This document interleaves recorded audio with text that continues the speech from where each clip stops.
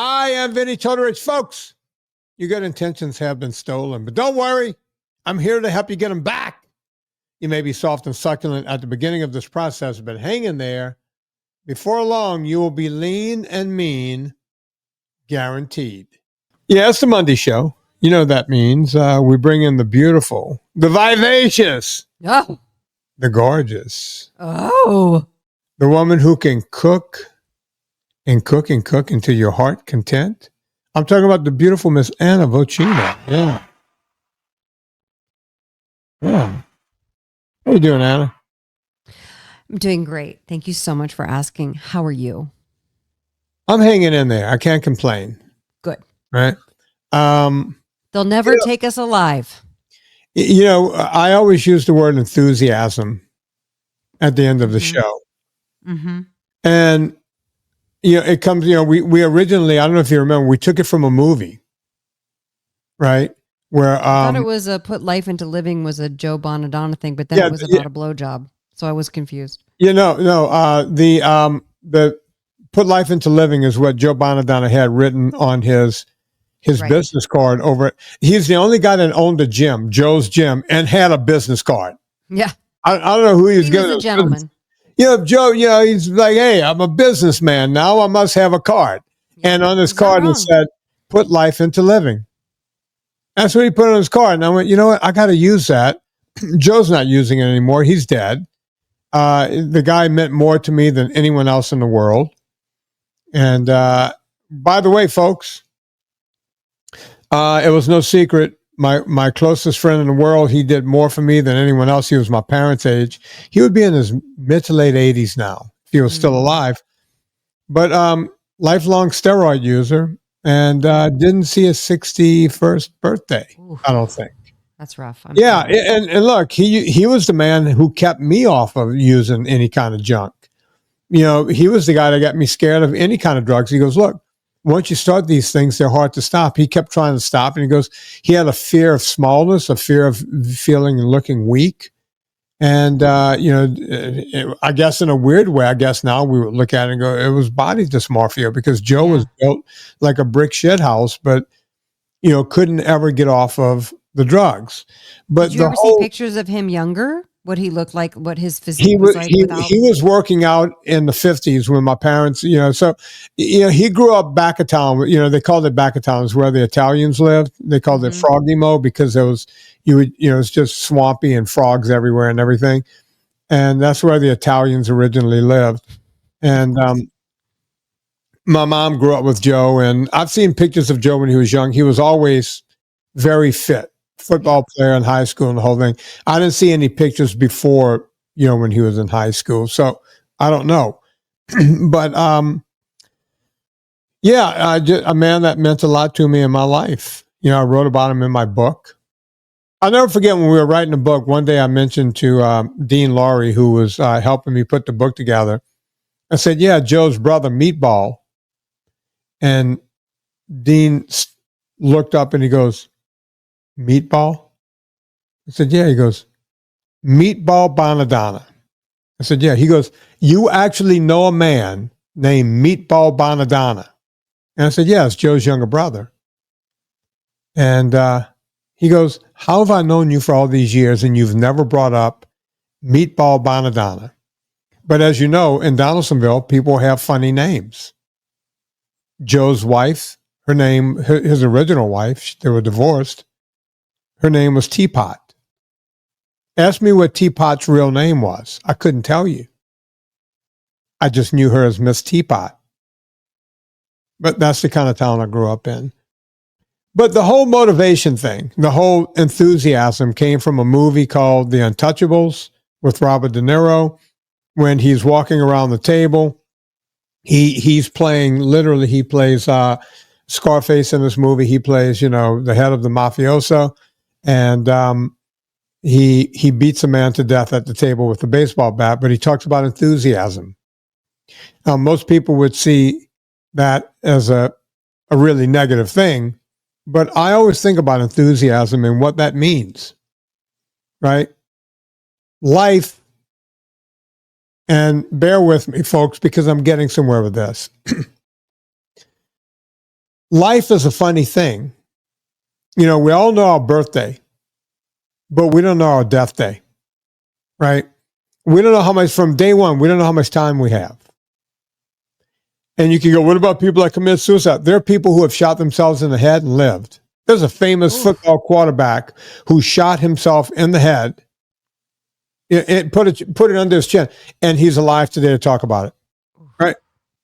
That's rough. So you don't know your death day, and you don't know what's in it for you, right? But we know that we have X amount of time on the planet, and you could do whatever you want with that. You want to take drugs and ruin your life that way, you can. You want to sit around and eat the wrong kinds of food and don't exercise, you know, more power to you. Do whatever you want.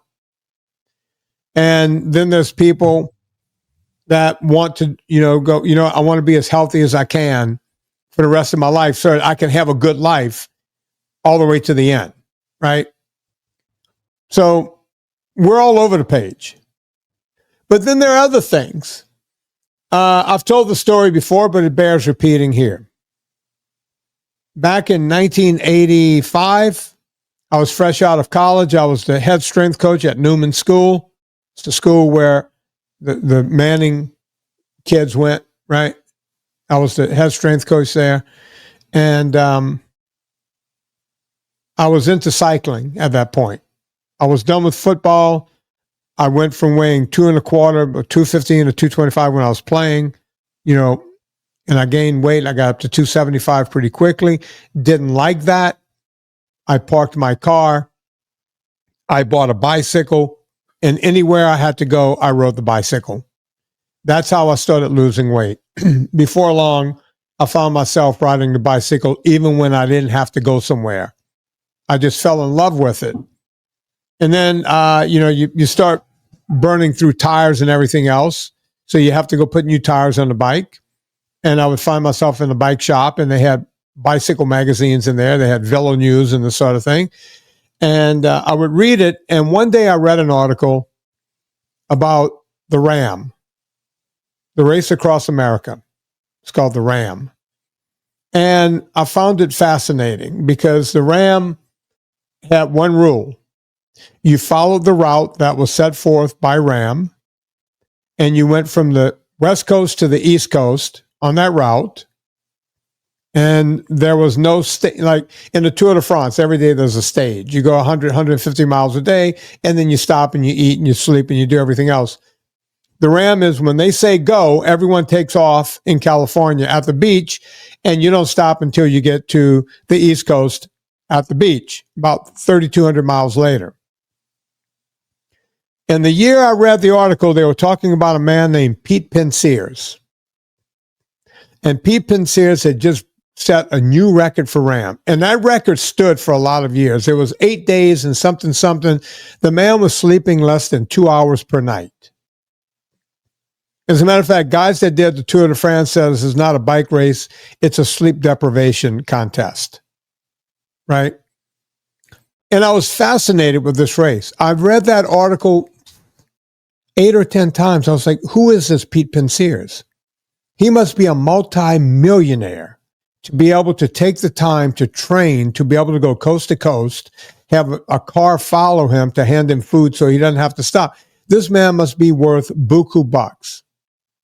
Turns out he was an engineer in Los Angeles. He wasn't a rich man. He was middle class. He rode his bike to work 40 miles each way, every single day. So he rode 80 miles a day back and forth. He also took the weekends to train long hours. And then he would get back on his bike and just ride back and forth to work. And this is how he trained to do this. He set a world record. And he was just an ordinary guy with an ordinary job.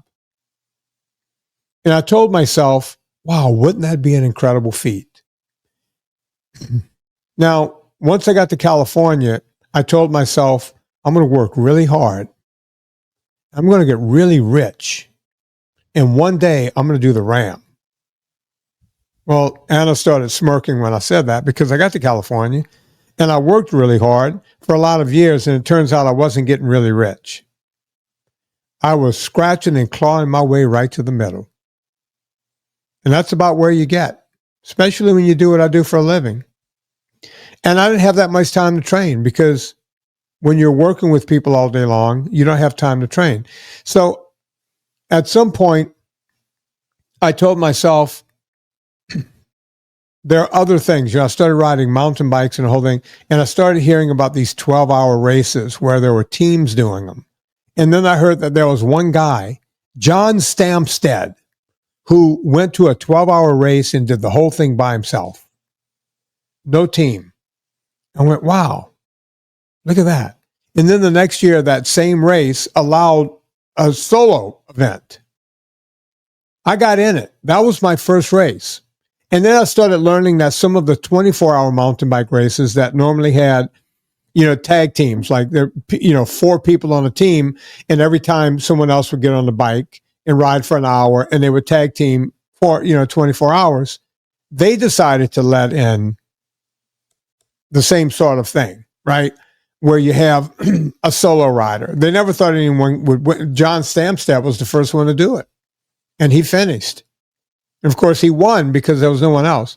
And then guys like me and a bunch of other guys went, we could do this too. So we started doing them. That was the beginning of going long, right? Doing something they said couldn't be done. Mountain bike beats you up too much and this and that and the whole thing. And boy, it did. At the end of some of those 24-hour races, everything hurt except my hair and my fingernails. Literally, everything in your body you're just in total pain. And then I started learning about 500-mile road races and this and that and the whole thing. And that's how that continued. Now, I took my sights off of RAM, right? I ended up crewing for RAM for a friend of mine. And I thought about it for a while, but it wasn't what I wanted to do anymore. But what I did enjoy doing was the 24-hour mountain bike races and some of the 500 and 600-mile, race across this state or race across that state or whatever. And that became my thing because I felt like I could keep my job going and still do something that I thought was worthy, right? I never did RAM, but I found something else I liked while I was on my way to RAM and just stayed there. And then you go through life, right? And you try to find other motivations. A couple of years ago, I think I mentioned, I wanted to build, we always think about things from the time we're kids. You see someone building a wooden boat, a wooden canoe, something, oh man, I want to do that one day. I saw a movie, it was a rom-com once, and the guy in the rom-com, he was building a rowboat, a wooden rowboat. I was like, oh, look at that. How do you do that? How do you do? And then I meet Joey Schott, a guy who knew how to build boats out of cedar. And the guy taught me how to build a kayak. I'm into kayaking. I built a kayak. Now, I could have done it on my own, but it looks a lot better because I got a lot of help from Joey, right? This year, I've always wanted to train. What kid doesn't want to train? Couldn't afford one when I was a kid, right? I decided, 3 years ago, I started thinking, I want to train, I want to train, I want to train. Now I'm learning how to build. What are we? We're in August. I started working on this project in January. Now, this project would not be anywhere near where it is if it wasn't for a guy, right? Brett Jones, the guy who owns Rail Tales and Crafty Fox. That guy comes over once a week, and pretty much I'm learning while he's building my train set, and I'm working with him. He tells me what to do. There's no way you can do this on your own. I guess there is. You can hit and miss a lot by looking at the internet. I tried doing that before I went back to Rail Tales and said, hey, Brett, can I pay you to come to my house and teach me how to do this? Now, once I'm done with this project, if I want to build another one, I now have the knowledge. I don't know where I would put another one, but I now have the knowledge. You see, it doesn't all have to be, I'm going to be thin, I'm going to be rich, I'm going to be this. Goals are goals. And when you set your mind to something, the thing is, no matter what it takes, you want to finish it, right? The train set is going to be finished in a few weeks. I was talking to Brad. I went, how many more? Says we're getting pretty close to the end. Anna, I sent you an update last week, right? Yeah, it looks great. Oh, thanks. And it's all because of Brett. But I learned something, and I know how to work with little paints, and I know how to use this and that and foam and everything else. And I'll put it out online whenever it's done. But the idea is nothing gets done unless you start with day one. And that sounds pathetic to say. It's like, oh, geez. But it's exactly how you do a documentary. It's exactly how you write a book. It's exactly how you start a vitamin company. It's exactly how you start a coffee company. I didn't know anything about any of those things, right? Without Peter Pardini, I wouldn't have ever known how to make a documentary, right? You get a guy in that made a documentary, and you earn a lot of money. You get people to give you money, and then you make a documentary. Anna, when you met me, would you have ever thought I could do a documentary? I know I wouldn't have. No. Right? I mean, when we met, my book wasn't even published. I sent it to you in a PDF. Yeah. We didn't know if that was going to go or not. You remember all the machinations of fighting with book companies and everything else? Yep. Right? You never know what you can do, folks, until you do it. When you're Scott King and you weigh 600 pounds, you don't know that you can run a triathlon. Now he's in the mid-early 200s, and he's running triathlons. When you're Tim Mallion and you've given up 10 times, I just saw a big post by him. Tim is looking great. He's a school teacher. He's got a job he really likes, and he's losing weight. He's in a good place, right? That's how life works.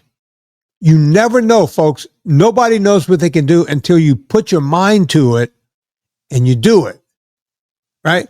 I remember I was telling Anna early on, Anna, and you could tell me I'm nuts for saying this, but I was like, Anna, every time you cook something, it's the best thing I've ever. It's like restaurant quality food. You should be doing. I was saying something that you never did, but you're doing something better. I said you need to do like a YouTube, people are doing the YouTube. This was before YouTube was a big thing. Right. Anna, you need to do a show on the YouTube. I didn't even know what I was saying.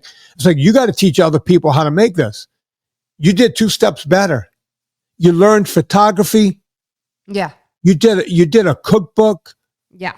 And I mean. When we started this podcast, you ever thought you would do a cookbook? No, I was recipe writing just for fun and just because I hated that there weren't alternatives for people to eat that tasted yummy. Right. I mean, my motivation was born out of spending $17 on some shitty ass gluten-free cookies from Whole Foods. And I was like, oh, we can do better. Yeah. We got to figure this out because I'm not living the rest of my life eating crappy food just because I have to eat gluten-free. And then obviously when I met you, changed the focus to low carb and quitting sugar. No, I love hearing this, how it all started for you, because it's really interesting to hear how you kind of made this decision. I love hearing how the brain of somebody works who, like, you watch the race across America and we're like, I'm going to do that. You're like, I'm going to bicycle this whole thing. And I love hearing how your brain works and how that inspired you to kind of get all that stuff done. And, yeah, no, I will say this. It's not always advisable to monetize the things that you love, to try to monetize, you know what I mean? To try to do it. But for whatever reason, I was called to do the food stuff. And it really, I've always had a gift with food, and that's great. And I think part of it is because coming up as an actor and a voice actor and a comic, God, what a crappy place to be in where you don't get any information and you repeatedly put yourself out there and make yourself vulnerable day after day after day. And you hope that the phone will ring and somebody will hire you. And so one thing I've noticed that I could control is if I was making a really nice meal, not only could I control the outcome of that, but I also had a result really quickly. So a lot of these things that you and I do, when you make a documentary, it takes forever. When you're making your workout videos are coming out, it takes longer than you think. So with something like cooking, you can do it and get your results and you're like, this feels good. I started this project an hour ago. Now it's done and we're enjoying it and everybody's happy, you know? So I do like that aspect of it, but I got to say, I actually just filmed a video about people saying things to you, then you don't even know how that it stuck with you for your whole life. So I'm sure you have some of these. Yeah. So I once had a, and I'm going to call him a mentor because I'm assigning him the position of a mentor because things he said to me mentored me being able to move through my career. But this is probably like somewhere between 2007 to 2010. And I was working and I was on a show and I was just getting so frustrated with like trying to get new opportunities and trying to audition and trying to get agents and trying to get everybody to look, you know, the whole struggle. Mm-hmm. And he said to me as I was spinning out, he goes, you know what? And this is a man who has thousands of hours in primetime television from the 80s onward. And he said to me, you know what? Stick around long enough, they have to hire you. Which is another way of saying just don't quit. And eventually you're going to do it, you know? And that's kind of where I learned. I would say to myself, stick around long enough, they have to hire me. Stick around long enough, it's going to work out. Because it's about how long you can stay in the game and not give up. And not that anybody's actively trying to get you to give up, but if you give up, you're certainly not going to win. Right. You know? Right. And then another phrase was from the beautiful Miss Andrea Anders, who is shooting season 4 of Ted Lasso right now as we speak. She said to me as I don't even remember what it was. Something with Eat Happy Kitchen was really stressing me out and it was really hard. And, but there's so many stressful moments with this company. I don't even remember what it was I was stressed about at that particular moment. Right. Yeah. But something, and she said, because, you know, her brother is a very, successful hot tub time machine. Tub time machine. But he's a writer director and he's made some of the biggest hits. Yeah, no, I give him crap for that, but he's a big fan. I love Hot Tub Time Machine. That's actually my favorite of his movies. So, but I love that movie. That's a lot about you. Go on. Yeah, it was a good movie though. It was good. Sean Anders is her brother, and he said to her, so they both mentored me in this way. They said, "Well, if it was easy, then everyone would do it." Yeah. Yeah. And I take comfort in that to go, okay, well then, because this doesn't feel good. It doesn't feel good to be feeling like you're beating your head against the wall and not seeing progress where you want to see progress and feeling like, you know, you're riding by the seat of your pants, hoping the thing will make the money back. And so that then you can go buy this and make sure everybody's happy over here and running a whole thing. It doesn't feel good. It is hard to do. And I would imagine for him being a director and you have multi-millions of dollars in your hands from a studio and you've got to perform. If it was easy, everyone would do it. And and that to me is like, especially if you're doing anything creative or if you're being entrepreneurial or you're putting yourself out there, what we do, we put our lives and ourselves and our opinions and our thoughts out there for everybody to judge. And that's a really brave thing to do. That's to be authentic and public, because there's a part of me that's like, as soon as we decide we're done, I will run and hide and throw my phone into a volcano and never make myself vulnerable ever again, because there's a part of me that's like, this is hard for me. But then I also say, there's a part of me that's like, this is the exercise that you need to do. You need to challenge yourself and make yourself vulnerable and open yourself up, because guess what? You don't grow from hiding out and throwing your phone in a volcano. You grow from figuring out how to deal with adverse events, adverse opinions, adverse things happening. That's how you grow. Just like, as you say, when you work out your muscle, you're not doing something easy. You're doing something hard, purposefully to grow and to get fit. So if it was easy, then everyone. Let me ask you this question, because I know what my answer to it is, but I'm going to ask you. You know, do you believe that a lot of it has to do with delayed gratification?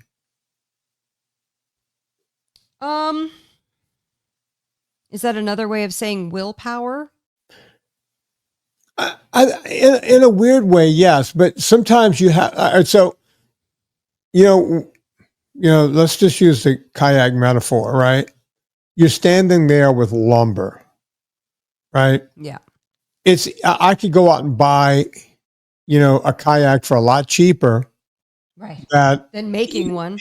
than making one. And I could be floating the next day, right? I can be out there on the water the next day. Right.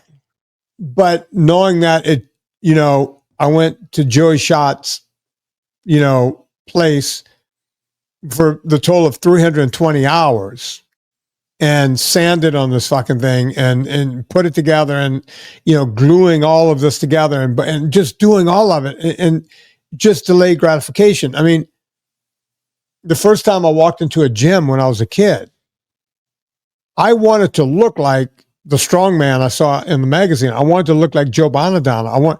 But I was this young, scrawny kid, right? But in my head, I knew that if I just went there every day, I didn't even know I was too young to know how the body worked, right? Joe would let me do push-ups and pull-ups and, put like a hollow bar on my back and have me do squats with no weight, right? But in my mind, it was like, I just got to keep doing this and I'm going to look like him, right? And it took years. I mean, all of it takes years. Right. When Scott King decides, look, I used the Scott King story because the guy had gastric bypass and lost a couple 100 pounds doing that and ate all the weight right back on. He had done every diet. He had done every drug. He had done everything to lose weight and then found himself at 600 pounds with this kid running into the street and said, I got to do something now. But, no matter what you do, let's say he lost 20 pounds the next day. He's still 580 pounds, right? You got to keep waking up and just keep, the gratification is coming. And the gratitude is that, hey, I now weigh a comfortable weight. He's a very tall man and he's in the early 200s, right? He now has a comfortable weight and he can run and ride bikes and do all this stuff he couldn't do before.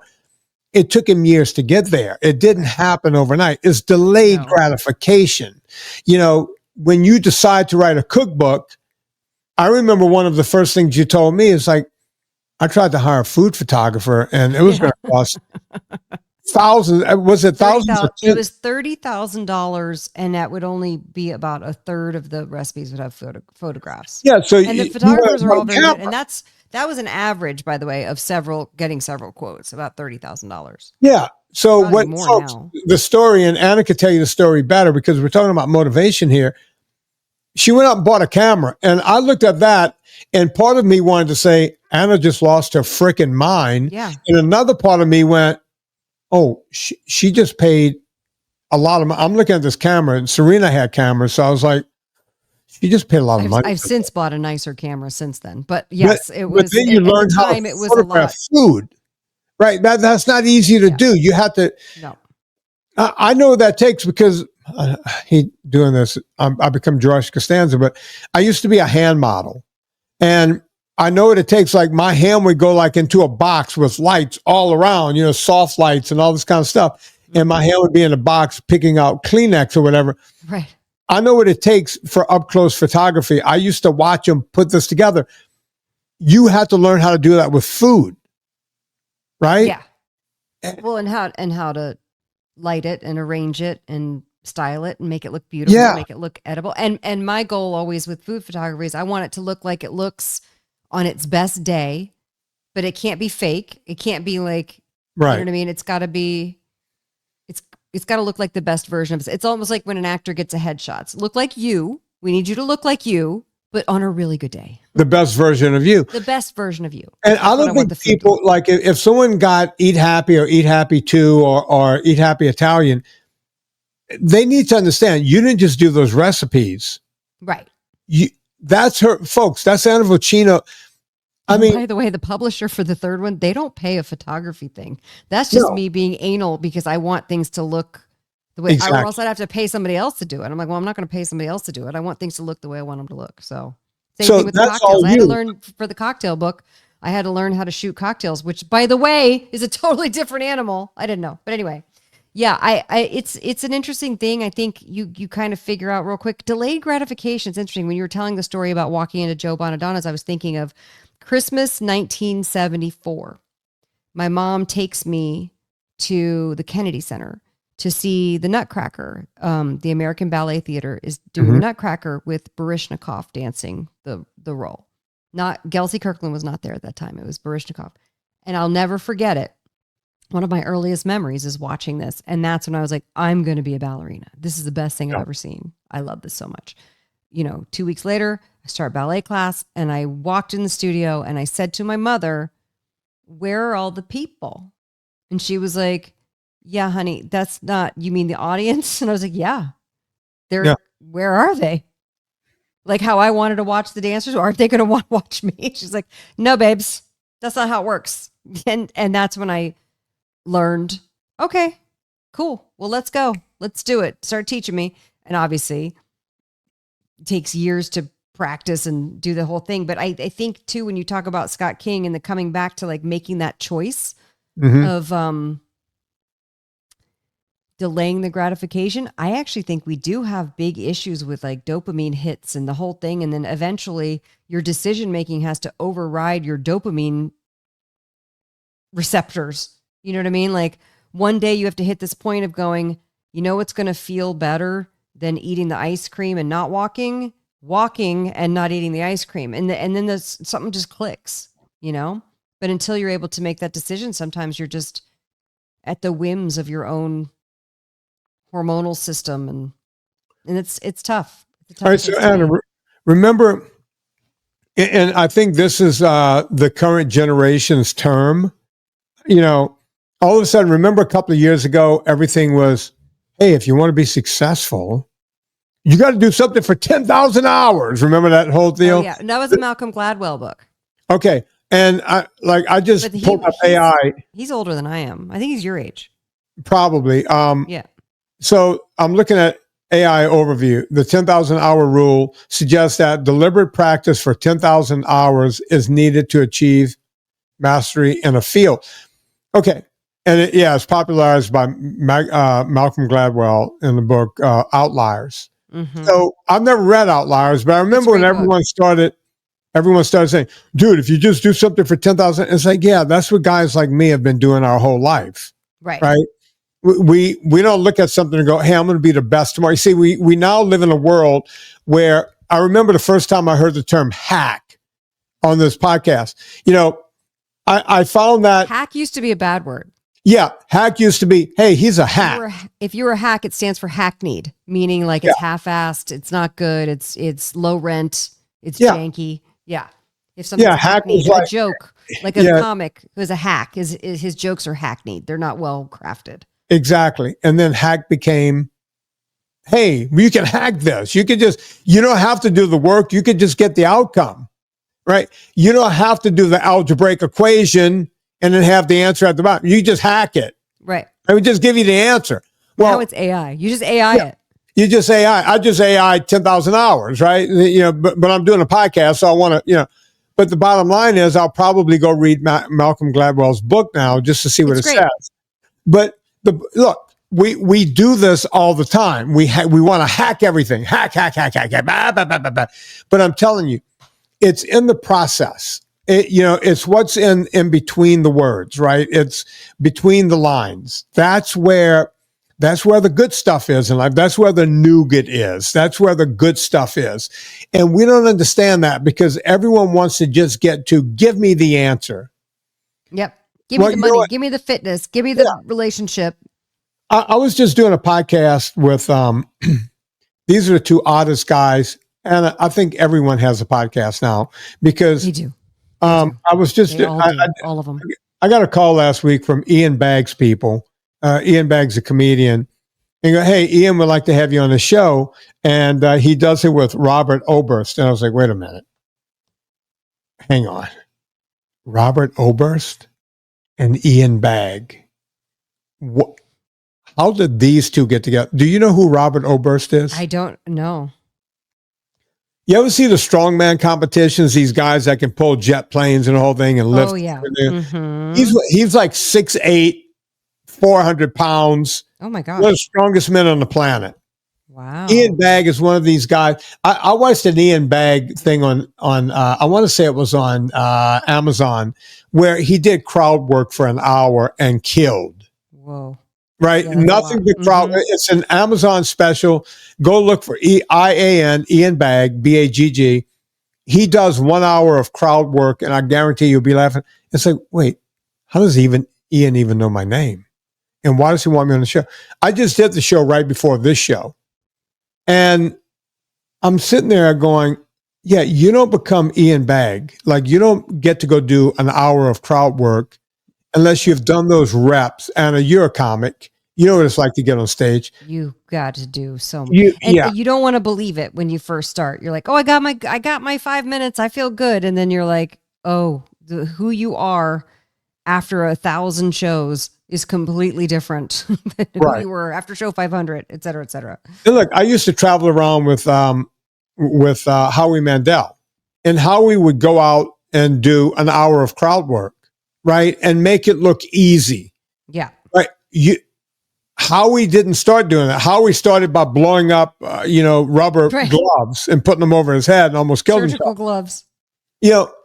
I used to watch Howie back in the 80s. We became friends in the early 2000s, and sometimes he'd take me with him, and I would sit backstage and just marvel at not two shows were ever the same, right? Right. Ian Bagg can do that. And then you take someone like Robert Oberst, you don't become one of the strongest men in the world just by being big. Right. Right? This takes hard work. Yeah. Right. And he's out there doing, and when you're talking to these guys and they want to have you on their show, they already know that you're going to bring the goods, and you know that they have the goods, right? They've done their homework. They know what's going on. You don't become a Robert Oberst overnight. This guy's known worldwide. Right. And I come on a show and he's telling me before we're going, dude, I'm a big fan. And I'm like sitting there going, how do you know my freaking name? You're Robert Oberst, right? But, that's what they do, right? These guys, they spend you want 10,000 hours, 20, 30, 40, 50,000 hours. Yeah. That's how you get to be Ian Bagg. That's how you get to be Robert Oberst. That's how you get to be Vinnie Tortorich. Yeah, I got like 100,000 hours and I'm still nobody. So, welcome to my it world. doesn't work for everyone. There you go, Malcolm. We're going to take a quick break here, and we're going to be right back. Villa Capelli olive oil. Ooh, it's so good. Villa Capelli. I was at the gym the other day, and I was talking to Philip and Kim. Okay. See, I gave you the real names. That's how you know I'm not lying. Right. Philip and Kim, they're a couple. Yeah. And you know what? They're one of those couples that look younger than their age. I want to say Kim is probably, I think she told me she was 54, 55, and I think Philip is a year or two older. But they look young because they're still doing young things. They're a couple, they're grandparents, right? For God's sake. They don't look like he rides his motorcycle to the gym. He's got one of those crotch rockets, right? And she keeps herself in great shape. And she came over and pumped me for a little information. She was like, hey, Vin, I know you own a supplement company, but what should I be taking? I said, well, everyone should take a multivitamin. She goes, yeah, I take a multi. As a matter of fact, I take yours, and I take your magnesium and your vitamin D3. And I was like, great. She goes, are there any supplements? I know you don't sell every supplement. Is there any supplement I should be taking besides that? And I said, yeah, at your age, menopause, the whole thing. Yeah, get yourself some creatine, some good German, some Creapure. Get that brand, and olive oil. And she stops. She goes, olive oil? See, olive oil doesn't sound like a health supplement because we're talking magnesium, we're talking creatine, we're talking multivitamin. And all of a sudden, I say olive oil. And she's thinking, wait, that comes in a pill? I was like, no. Use olive oil in your food. You don't have to. I said, look, I drink it because I don't make many salads. So if I'm not going to have a salad, I just drink a little bit every day. I said, but get olive oil in your system every day. And then I told her, I said, not all olive oil is equal. And she goes, how do you know if you're getting a good one or not? I said, you know what, Kim? I don't know. I don't know what to tell you. But I do know Villa Capelli. Yeah. And I said, look, they pay me. You want to save a few bucks? Put promo code Vinnie in there. And she goes, how do you write this down? Via Capelli. I said, no, Villa. It's not Go Capelli. It's Italian. It's Italian. It's not Villa. Spanish. Yeah. It's Italian. Villa Capelli, folks. That's what I told Kim. And then I said, you know what, Kim, you're not going to remember this. I walked over to the desk, and Mike, the gym owner, Mike has a bunch of pieces of paper about this size. Yeah. He just leaves there because he knows people are going to want to write shit down for each other and the whole thing. Mm-hmm. I walked over and I said, here you go. You go right here and you do this. Go here and get this. And I said, by the way, I think they're out of the 3-liter tins, but hurry up. They still have some organic left. Right. Go get it. Don't wait. She goes, yeah, I'll look into it. I said, don't look into it, Kim. Go get what they have right now, because when they run out, they're out. By the way, the 750 milliliter bottle is only $35. Just get it. Go get it. So Go Kim, get it. Phil, go get this. Go get it. Go get it right now. If the organic 3-liter, then you use the discount code Vinnie, then you still qualify for free shipping. Yeah. Villa Capelli, folks. No doy. Yeah. Yeah. Right now. Promo code Vinnie, Villa Capelli. Let us Do you want to do what do you have?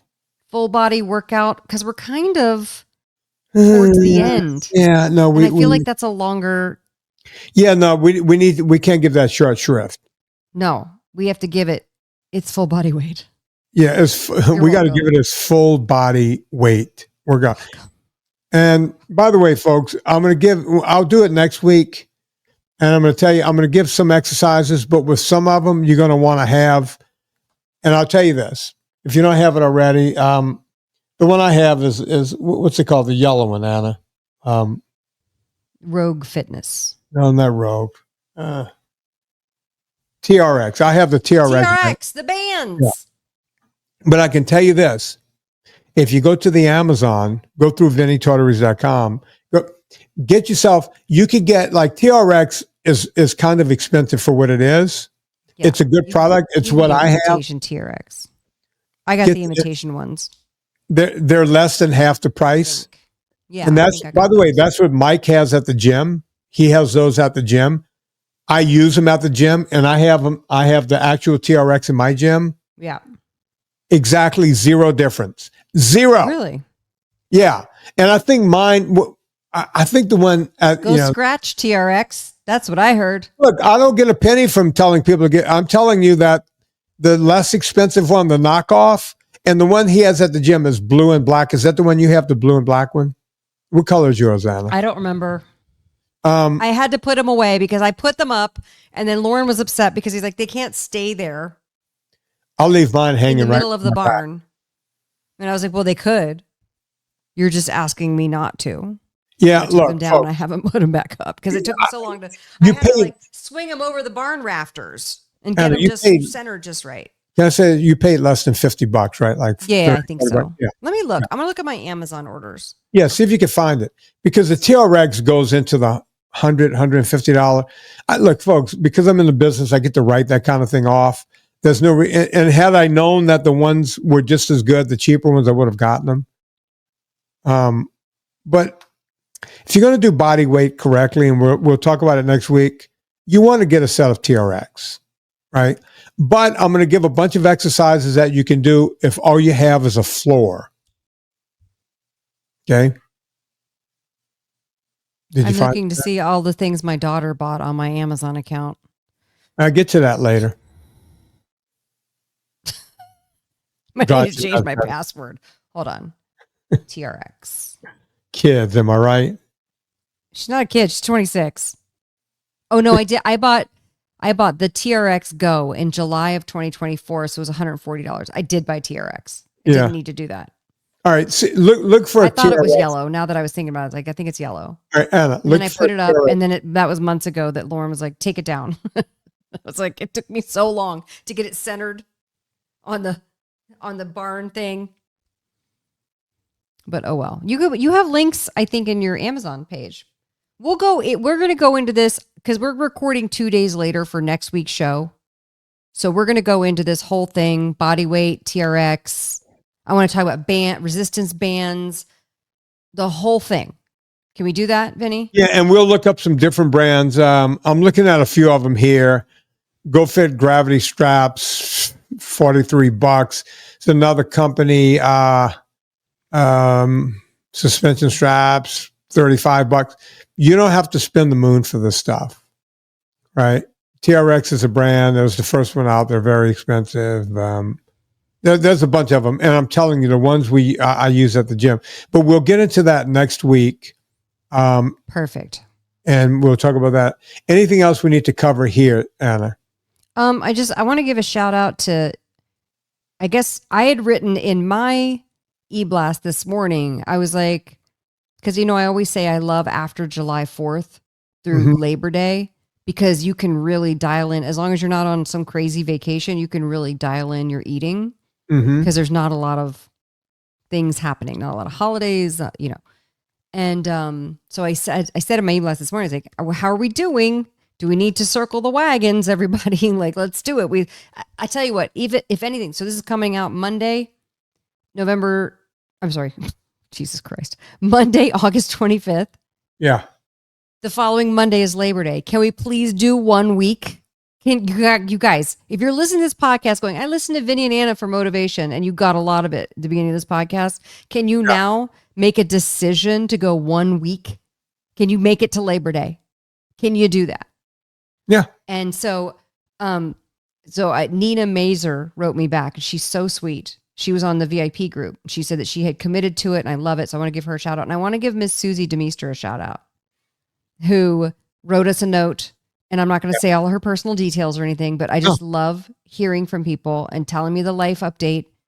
And, but one thing she's talking about is that stress will keep you from losing weight.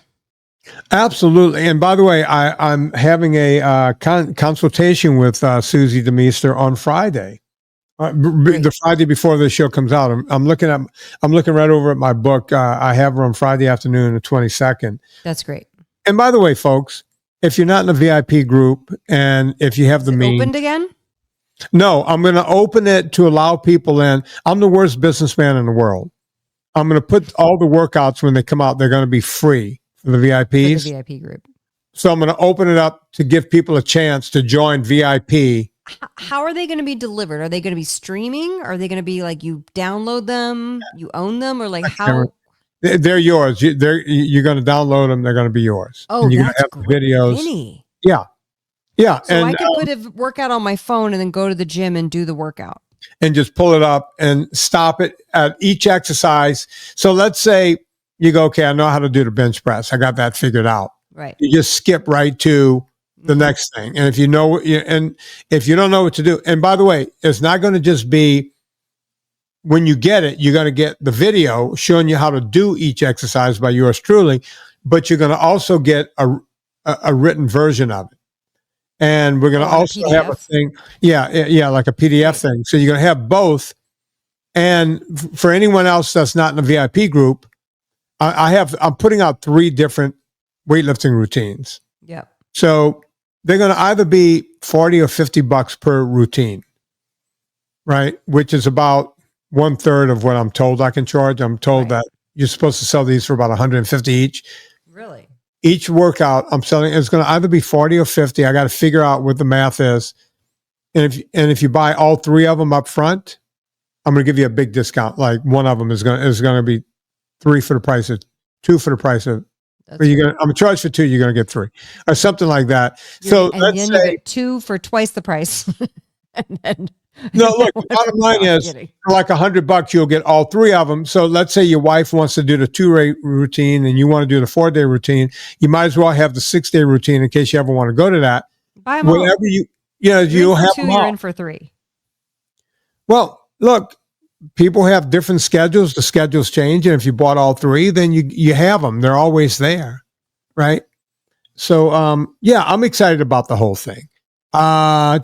Folks, I'm now addicted to Anna's, I call them cheesy puffs, but that's not what she calls them. No. No. Bites. Cheese bites. But I call them cheesy puffs. Here's the thing. Once you eat the real thing, you'll never go back to any crap again. These are crunchier and harder. They're not all puffy and airy. When you eat them, you feel like you have real cheese in your mouth. They're very crunchy. They are real cheese. That's because that's all that's in your mouth is real cheese. Right. You that's what I'm saying. You feel you feel the product in your mouth, right? You realize you're eating something good. You're eating something healthy. I eat a whole bag at a time. I know it says 2 servings. Folks, that's bullshit. Legally, it has to. You know what? Legal this. Okay. I eat a whole thing at once. That's the way I roll. Like this morning, I worked out with weights. I don't know if you can tell. And then I did a bunch of work, had a bunch of consultations. I had some other work. And then this afternoon, I was going to go skating, right? And I said, you know what? I need to eat. While I was driving to where I go skating, I had the ones with the barbecue. By the way, I need to eat order lunch and at 6:06 p.m. And so I snuck one of these. Yeah. Monterey Jack and Ranch. Anna, what is, like I bought 12 the last time. Are there any deals right now or anything? Yeah, the deals are subscribe and save. So what we did, so our launch pricing for the 12 packs and for the 9 packs were low. And what we did was subscribe and save. We actually save a few more dollars doing that way. So we it's 20% off if you subscribe and save. You do have to commit to 3 shipments. Oh, that's easy. Yeah. And, can you change what you get? All right. So of course, let's say you can log in, change the flavors you want. All right. Let's say I subscribe and I want to get 12 cents at a time. All right. So can I get? You go to eathappykitchen.com, click the flavor you want. Yeah, but can I get multi flavors in the 12? No. You can subscribe to the 9-pack multi-pack. Because here's the thing. They come to us. We have them in order to have efficiencies at scale. Mm-hmm. The minimum you can get is a 3-pack. Right. Okay. Then you can get a 12-pack. But what we've done is bundled 3 3-packs together. So if you like the variety, you should subscribe to the variety 3-pack. So then you get 3 9 bags, basically 3 of each flavor. I like the yellow ones the best, as I call them. Yeah, the barbecue ones. Great. So you can. But every now and then I want to switch it up. Which is 12. You know what? Here's what I'm gonna do. I'm gonna put a case of 12 on subscription and buy another case, another 9-pack as needed. Great. I could do that off. I could do that off subscription because I want to have a big bulk now. And like your vitamins, like I subscribe to the D, the magnesium, the C, but every now and then I don't take the zinc as often, but I like the zinc.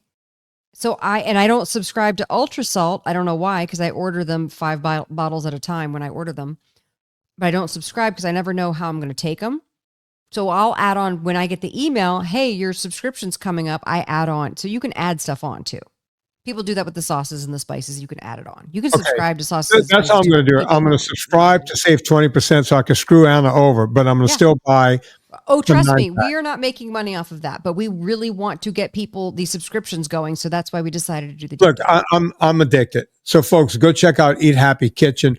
You know what to do with me. Rate and review this podcast. Before you go to Amazon, go to VinnieTortorich.com. It puts coal on the fire, gets our train down the track. On behalf of Anna Vocino, my name is Vinnie Tortorich, and put life into living and do it with enthusiasm